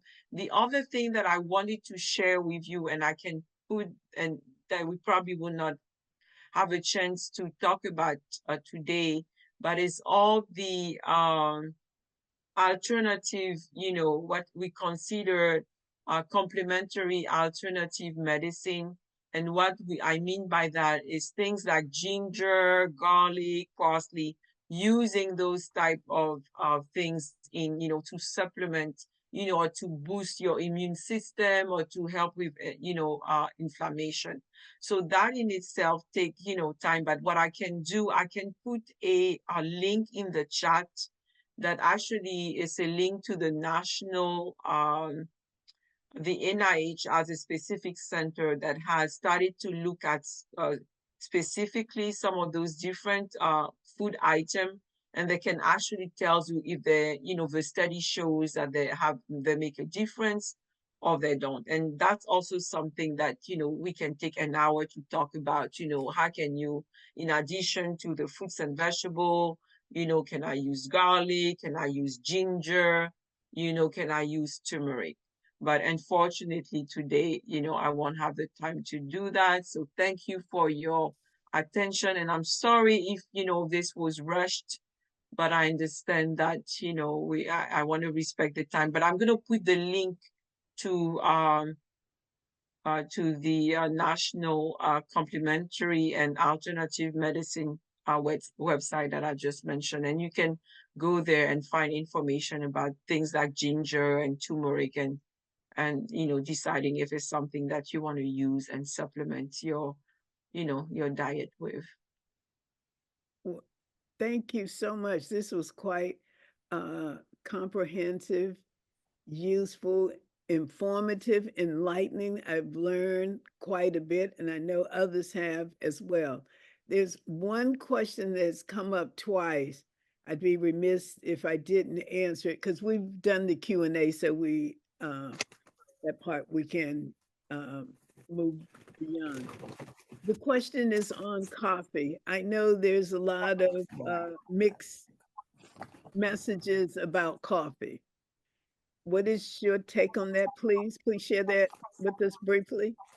Sure. So very quickly, it depends on how much coffee you drink a day. So 1 cup of coffee a day, that will be fine. But if you begin to have 3, 4, that's where the problem is. So moderation with coffee.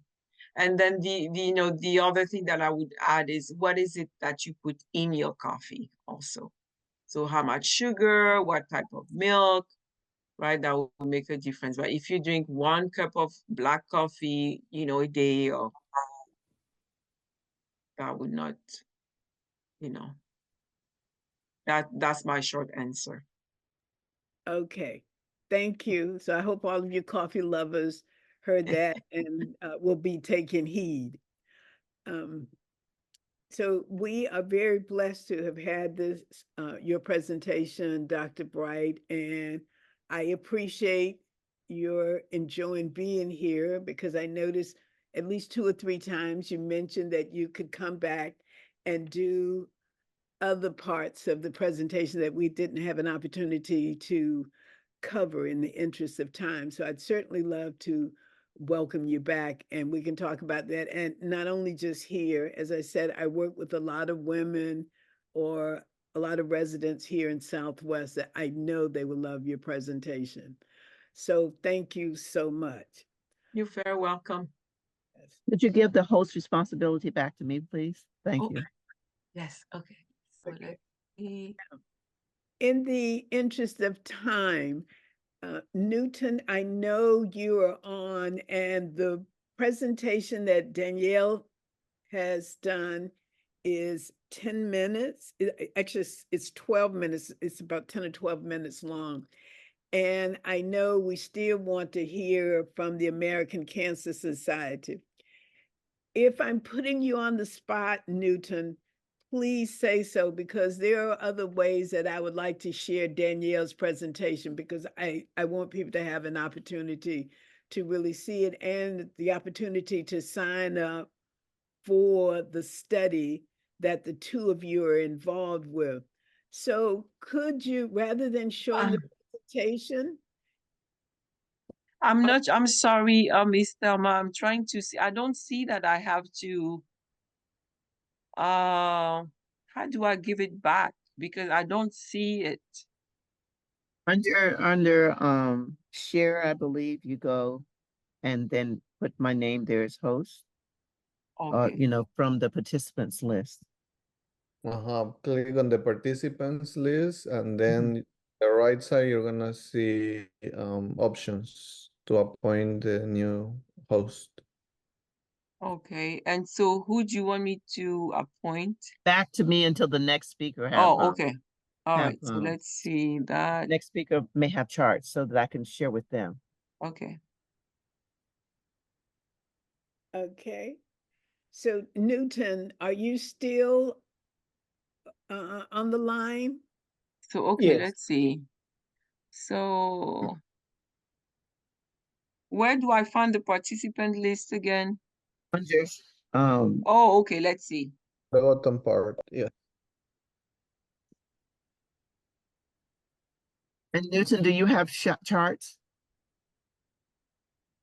Yes, that is a presentation, but I'm thinking in the interest of time, I'm going to talk to Danielle about another way to show it to ensure that we don't rush through her presentation, because it is a video one.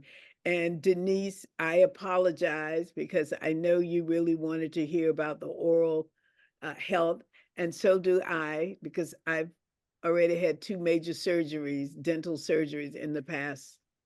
So what if I'm sorry, what if I just exit out because I'm not sure how to do this? So what if I just leave? Should I give it back to you then? Yeah.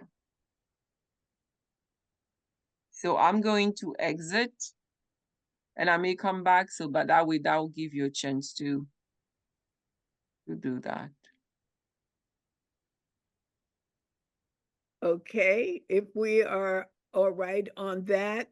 Okay, I think I see it. I sign in. Okay, there it is. Thank you. Okay, thank you. So I was going to ask Newton if he could just give us some of the highlights from the presentation, but I'm not for sure if Newton is available. Oh, you're there. Yeah. Yes, I was saying the presentation is 10 or 12 minutes long, and because the Navy is being very kind to allow me to use her house and computer, I want to be mindful of that because I know I will need her house and computer again. So are there just some highlights that you can tell us about the study, why it's important, and how we can sign up? And again, if I'm putting you on the spot, you can certainly decline in answering. All right, I'll do that in a minute so that I give time to the other presenters in the interest of time. So the study is currently going on. We're recruiting participants, and these should be cancer survivors who are not on treatment at the moment. And so there's enough information actually in the presentation where you can sign up and learn more about how you can become part of the study. Okay, thank you. And so I understand now that more people are aware about sort of, I guess you could call it the correlation between going through cancer treatment and the impact that it may can have on your teeth. Right. So cancer treatment is associated with effects on oral health. There's quite a number of side effects that develop after cancer treatment, and get these ulcers that may happen after the treatment. And so what the study is trying to do to see how we can try to improve oral health by using telehealth. So there's telehealth tools that have been designed, and this is what we're trying to study to see if there's going to be any improvement after using these telehealth interventions, and trying to share some lessons with the participants. Yeah. Okay, and I know we have one survivor, our bodybuilder, Sandy Rice, has signed up for the study. I certainly plan to sign up for it. It's nothing like promoting something and then you're not, you haven't done your share to make sure that people take you seriously. So I do want to sign up, and I had wanted that to be part of my thank you to say I'm signing up as soon as the call ends. Thank you so much. All the information on how to sign up is in the video. There's the last slide in the video that was shared has a QR code that you can scan, and it will take you to a link where you can find all the information that you need. Okay. All right. Denise raised her hand. Yeah, I have a question. This is just for someone who's going through treatment now, correct? For the study? Yeah, the studies of people who've completed treatment. So they should have completed treatment at least 6 months ago. So I'm not eligible. Thank you. Yeah.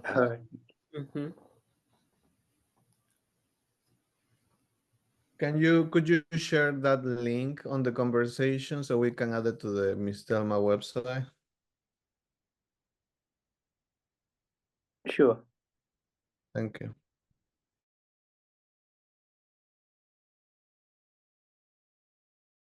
So thank you. So what we will do, Sergio and I will make sure that the presentation is sent out through the regular distribution a few times.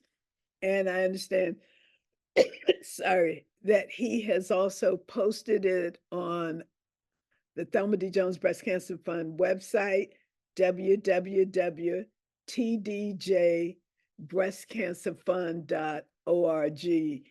And he has also posted it on Facebook, Instagram, and I think you tweeted it out, or you're going to tweet it out.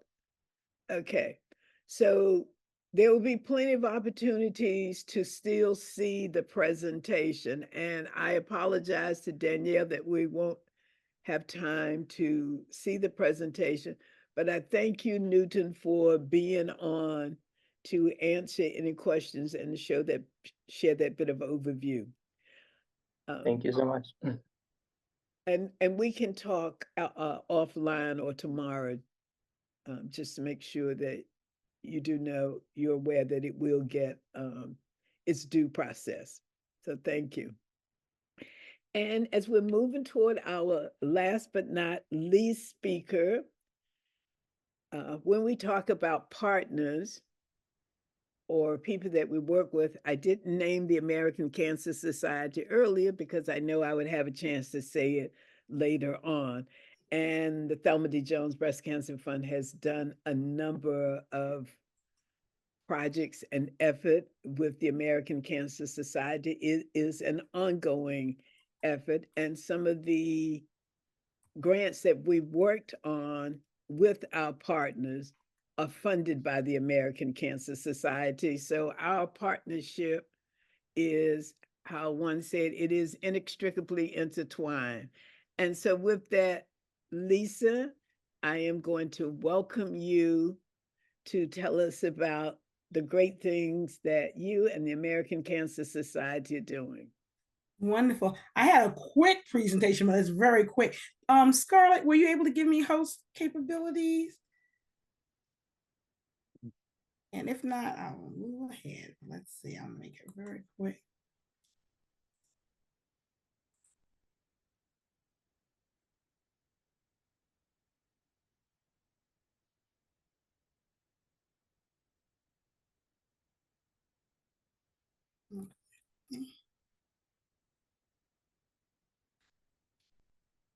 Okay, let me see if I can get in here now. Yep, I can. Okay, great, great, great. So let me just do this. Okay, all righty. Do you see my screen? Yes, we do. Okay, all righty. Okay. All right, because I got windows open here from earlier today. Okay, well, just letting everybody know, I'm going to run through this kind of quickly, that our Making Strides Against Breast Cancer event, the walk is coming up on Saturday, October the 26th at the Tidal Basin.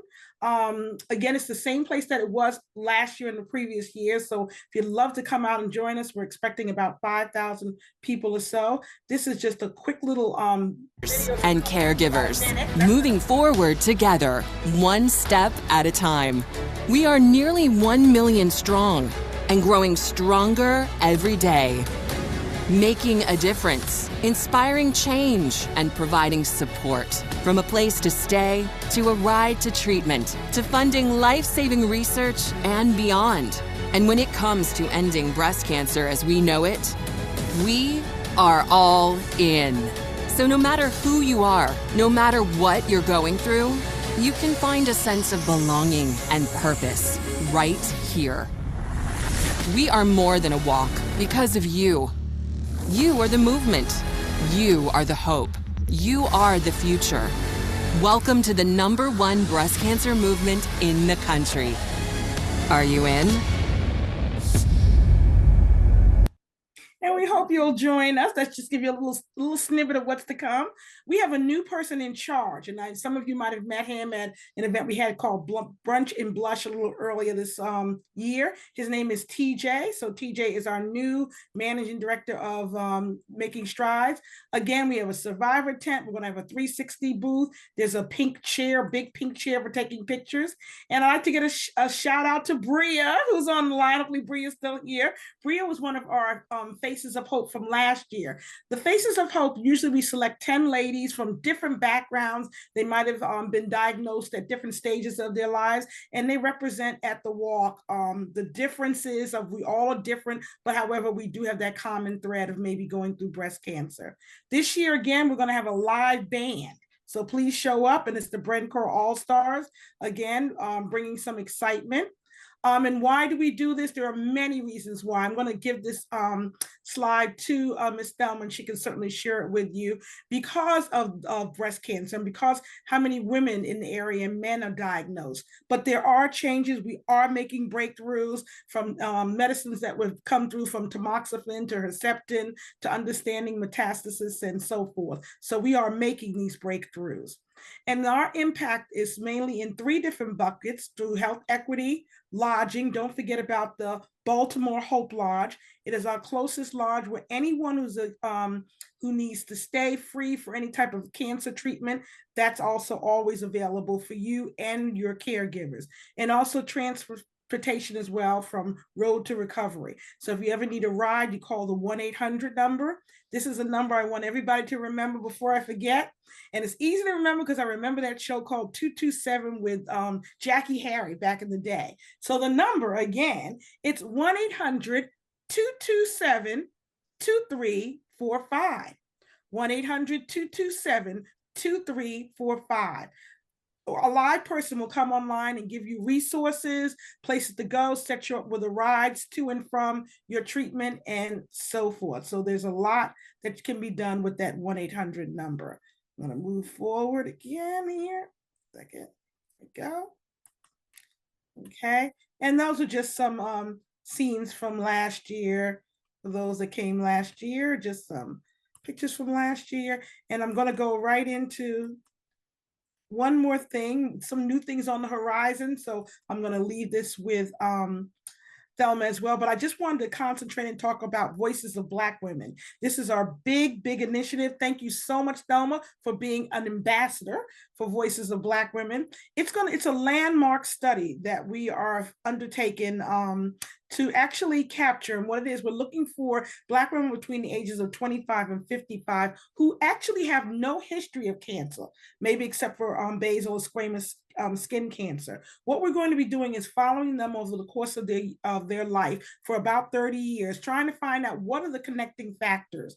Why are women in certain areas? Is it nutrition factors? Is it where they're working? Maybe it's the stress. They're all coming from a particular environment in an office where there's a lot of stress.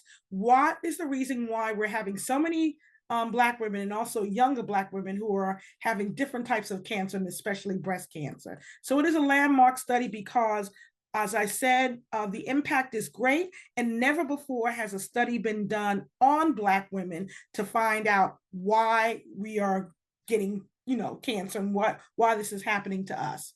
So they've always done the studies on other people, but why not us? This is important. It's affecting us, and it's affecting us more than others. So certainly we need to find the reasons why. I'm going to stop my share. I know. Do you mind? Yes. Putting the QR code again, please. Or oh, yes. You need. Okay, let me go back up and start to share this again. Okay. Thank you. Absolutely. Let me go back a little bit because there might have been a QR code in here that you wanted to see. Right there. Can you capture that? And I'll also put the link in the chat as well. I'll do that even better. I'll put the direct link into the chat. Okay. And then this way you can go directly there. And the person to see who's a wonderful ambassador, I can't say more, and I'll stop my share. And that is Thelma. I'm going to send this back to you, Scarlett, and then answer some questions and then put the link in the chat as well. I know that we're kind of showing a little bit of time. Okay, let me see. I'm going to go back to the participants. And then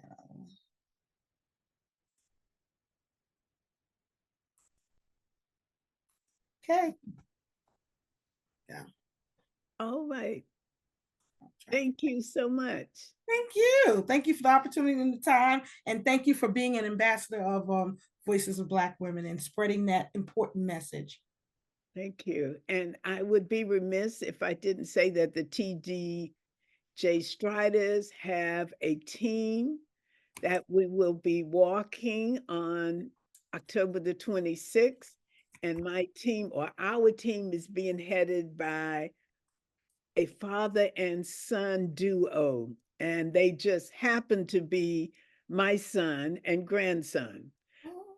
So I hope that you will consider making a donation so that we can achieve our $3,500 goal, and so that the two of them can become pace setters, just as I have several times over the years.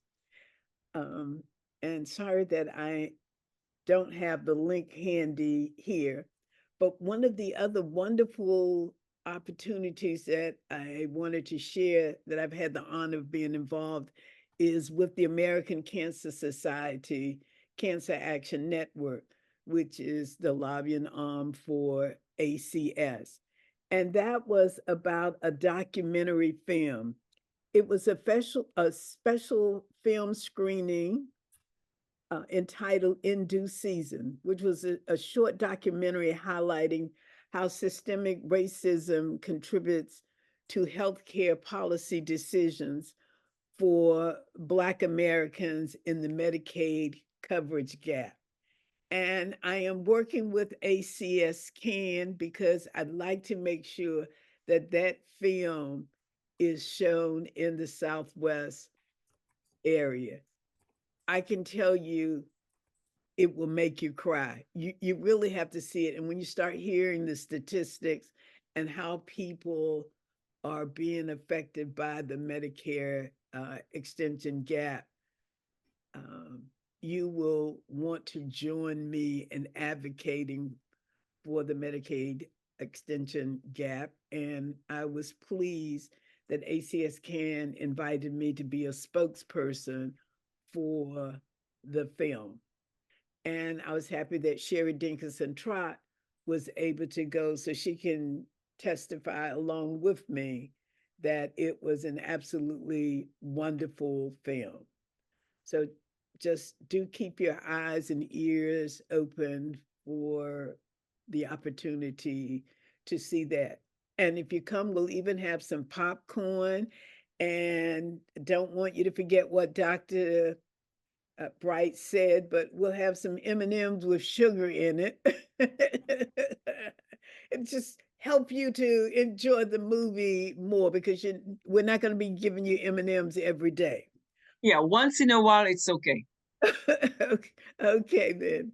So thank you so much. I think this has been a very insightful, inspiring, educational, and informative evening.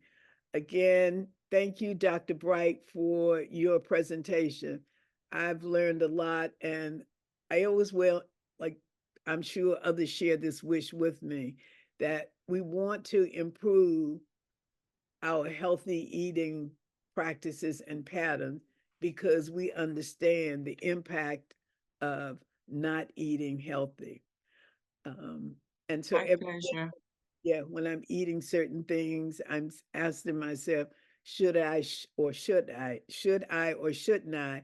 And sometimes I'm not disciplined enough to put it down, but at least I have the knowledge of knowing what is good and what is not, particularly in the sense of being a cancer survivor.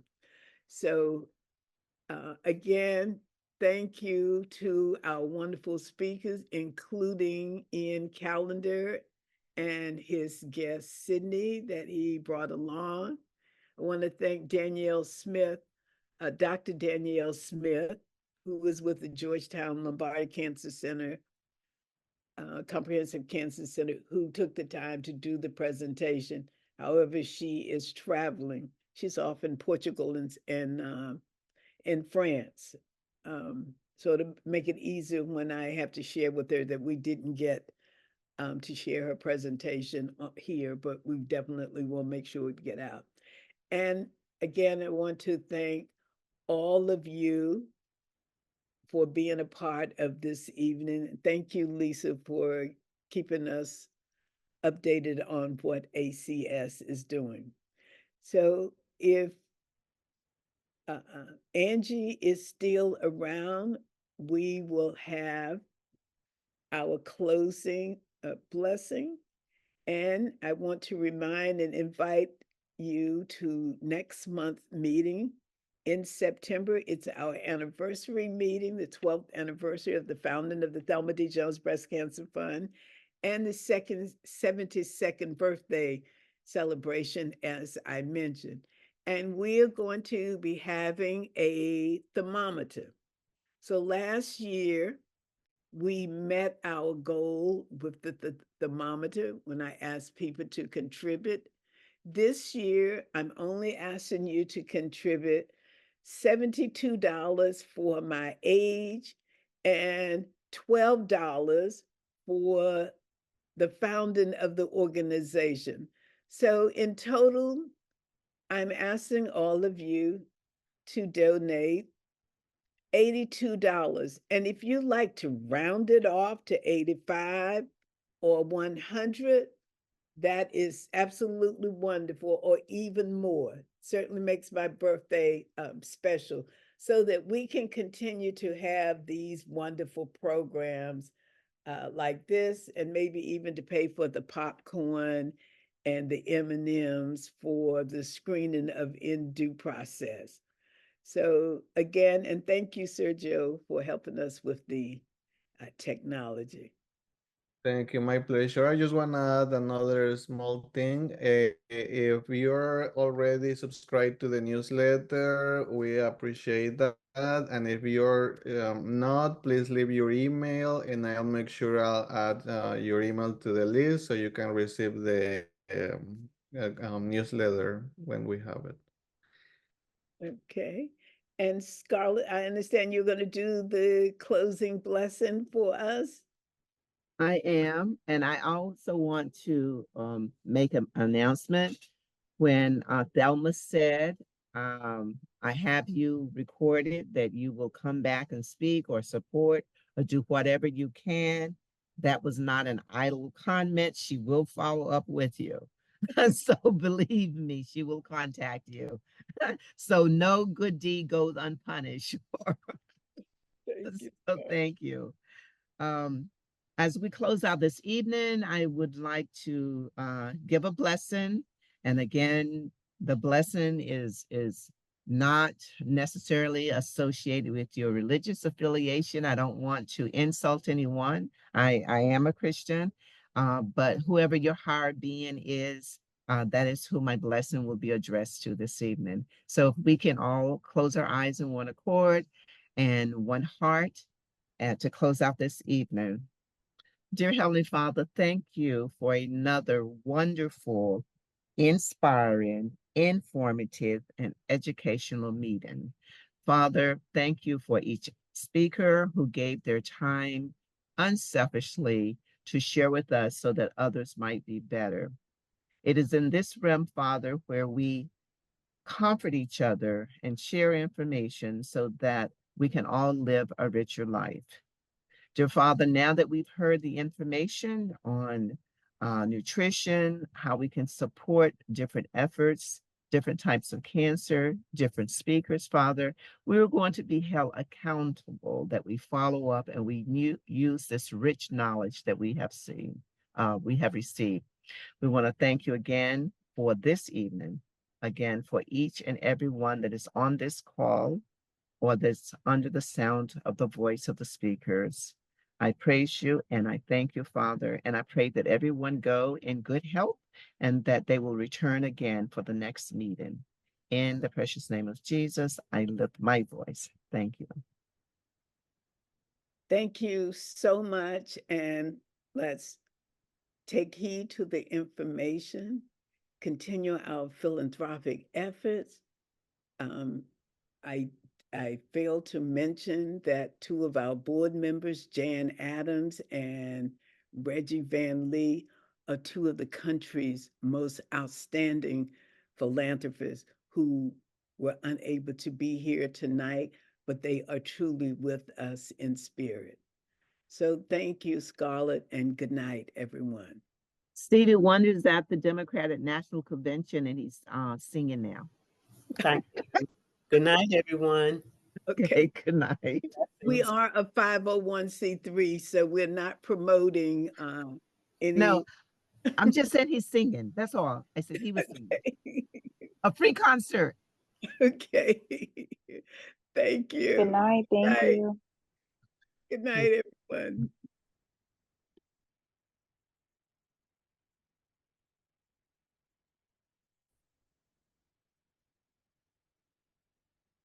Okay.